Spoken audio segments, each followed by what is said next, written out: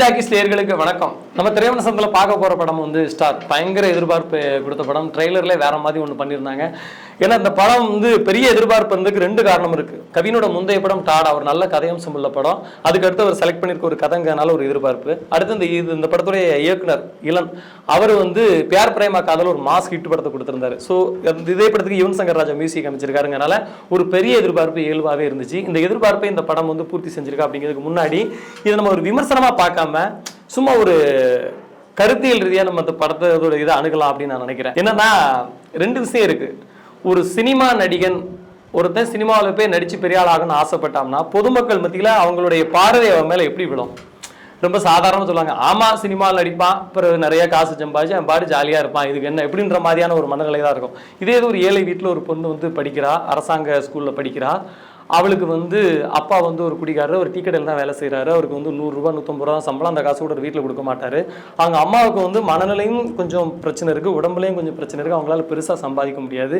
ஏதோ வயிற்றுக்கும் பத்தாமல் ஒரு வாழ்க்கை வாழ்கிறாங்க. அந்த பிள்ளை கவர்மெண்ட் ஸ்கூலில் படிக்கும்போதே கரண்ட் வீட்டில் கிடையாது, மெழுகுபர்த்தி ஏற்றி வச்சு ரொம்ப படிக்கிறா. ரொம்ப கஷ்டப்பட்டு வறுமையில் படித்து 12ஆம் கிளாஸில் ஒரு பெரிய மதிப்பெண் எடுக்கிறா. அந்த மதிப்பெண்ணோடு அவள் என்ன பண்ணுறா, நீயா நான் நிகழ்ச்சியில் போகக்கூடிய ஒரு வாய்ப்பு கிடைக்குது. அந்த நிகழ்ச்சிக்கு போகிறா. அவளுக்கு நிறைய உதவி கிடைக்குது. 4 வருஷம் கழிச்சு மறுபடியும் டாக்டராக அந்த நிகழ்ச்சிக்கு அவள் போகிறா. அவங்க வீட்டில் கரண்ட் எரியுது, வாழ்க்கையில் ஒரு வெளிச்சம் வந்துடுச்சு. இது ஒரு கதை. இதை பார்க்கும்போது நமக்கே ஒரு மனசில் ஒரு பூரிப்பு, ஒரு மாதிரிச்சா இந்த பொண்ணு எப்படியா ஜெயிச்சிடணும்னு நமக்கு ஒரு ஆசை வருது இல்லையா? அப்படி இந்த ஸ்டார் படத்தோட கதைக்கு வரேன். இந்த ஹீரோ இருக்கிறாரு, அப்பா கஷ்டப்பட்டு வேலை செய்கிறாரு, அம்மாவும் வீட்டில் சும்மா இருக்காங்க, அப்பத்தாவும் வீட்டில் சும்மா இருக்காங்க, அக்காவும் கல்யாண வயசில் சும்மா இருக்காங்க. ஆனால் அந்த ஹீரோ என்ன பண்ணுறாரு, நான் எப்படியா நடிகன் ஆகுன்னு சொல்லி வீட்டில் காசு வாங்கி ஒரு பக்கமாக முயற்சி பண்ணுறாரு. இப்போ நம்மளுக்கு அந்த பொண்ணு மேலே அந்த கவர்மெண்ட் ஸ்கூலில் படிக்கிற ஒரு பொண்ணு மேலே ஒரு ஏக்கமோ, அந்த பொண்ணு ஜெயிச்சாகணுங்கிற ஒரு எண்ணம் வருமா, இல்லை அந்த ஹீரோ எப்படியா ஜெயிக்கணுங்கிற எண்ணம் வருமா?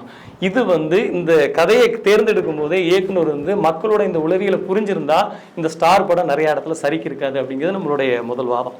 ஏன் இந்த ஸ்டார் படம் சரிக்கிச்சு அப்படிங்கிறதுக்கு இப்போ ரெண்டாவது வரலாம். படத்துல கதையை நான் ஆல்மோஸ்ட் சொல்லிட்டேன். கவி நல்லா நடிச்சிருக்காரு. யுவன் சங்கர் ராஜாவோட மியூசிக் வந்து அட்டகாசமாக இருக்குது. ரொம்ப நாளைக்கு பிறகு தலைவன் கம்பேக் கொடுத்துருக்காப்புல. முக்கியமாக புதுப்பேட்டையில் இருக்க ஒரு பாட்டை கொண்டாந்து உள்ள சொருவி 2K கிட்ஸ் எல்லாம் தேட்டரில் பயங்கர வைப்ரேஷனில் உட்கார இருக்கிறதெல்லாம் வேற லெவல். கேமராமேனும் ஒரு அருமையான நல்ல ஷார்ட்ஸ்லாம் கரெக்டாக ஓகே சூப்பராக பண்ணியிருக்காரு. கேமராமேன் குறையிலே பெரிய குறைகள் எதுவுமே இல்லை. இது ஓகே. ஏன் ஸ்டார் படம் சரிக்கிச்சுது? முன்னமே சொன்ன மாதிரி ஆடியன்ஸோட உளவியல் என்ன அப்படின்னா, ஒரு தலைமை கதாபாத்திரத்தோட தன்னை வந்து அவன் பொருத்திப்பான். இப்போ வந்து இவன் வில்லன் அடிக்கணும் அப்படின்னு ஹீரோ அடிக்க போறதுக்கு முன்னாடி அவன் சொல்லிடுவான், அடிச்சிடறான் அவனை அப்படின்னு சொல்லிடுவான். தன்னை அவனா பார்த்துப்பான். அதுதான் ஒரு திரையில் இருக்க மேலே இருக்க நடிகர்களை வந்து கீழே இருக்க ஆடியன்ஸ் தன்னை அவனா பார்த்துப்பான். ஆனால் கவினை வந்து நம்மளால் கனெக்ட் பண்ணிக்கவே முடியல. இது படத்தோட மெயின் பிரச்சனை.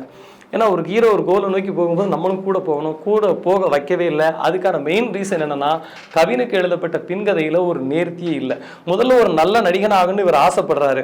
இவன் ஏன் இவ்வளவு பெரிய நடிகனா ஆகணுங்க ஒரு காரணத்தை நிச்சயமா கதையில வச்சிருந்துருக்கணும். இதுக்கான இப்படி ஒரு பின்கதை ஒன்று இருக்கு அப்படிங்கிற மாதிரி வச்சிருந்துருக்கணும். அதை வைக்கல. லால் வச்சு சில விஷயத்தை கடைசியில் மேட்சப் பண்ணா கூட அது பெருசா நமக்குள்ள வந்து உட்காரல.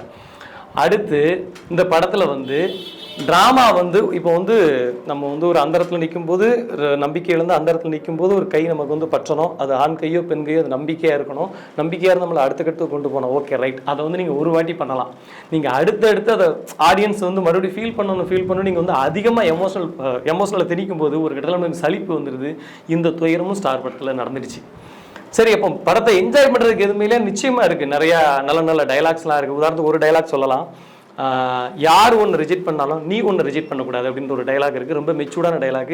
இதை மாதிரி நிறைய இடத்துல இருக்குது. சில காமெடியான 2K கிட்ஸ் என்ஜாய் பண்ணுற மாதிரி சில காமெடியான விஷயங்களும் படத்தில் இருக்குது, இல்லைன்னு சொல்லலை. ஆனால் இது எல்லாமே ஒரு அளவுக்கு மேலே அளவு கடந்து போயிடுது.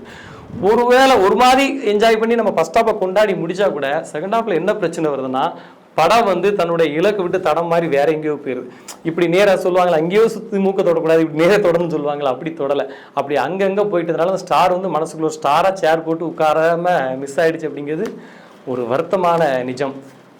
ஆனால் தேட்டரில் இந்த படத்துக்கு இந்த சம்மருக்கு நம்பி போகலாமா அப்படின்னா, உங்களுக்கு வந்து எனக்கு வந்து பெரிய கதையம்சமோ அவனை ஃபாலோ பண்ணி எதுவுமே இல்லை, படத்தில் கொஞ்ச நேரம் ஜாலியாக இருந்துட்டு வரலாம் அப்படின்னா நீங்கள் வந்து நம்பி போகலாம்.